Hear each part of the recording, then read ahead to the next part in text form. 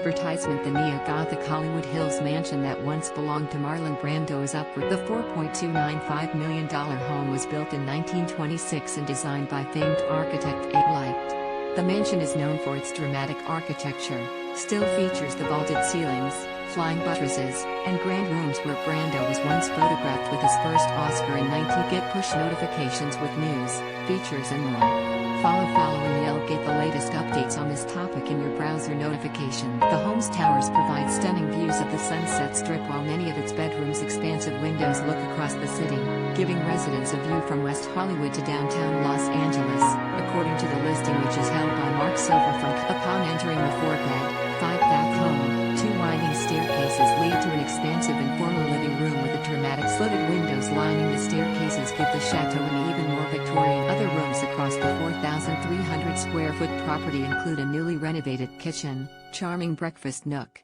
a dining room that seats up to 20 people, and a grassy yard at the back of the house features even more expansive views of Los Angeles and other A-list residences of note, including Frank Lloyd Wright's Storer residence and Charles Tyson's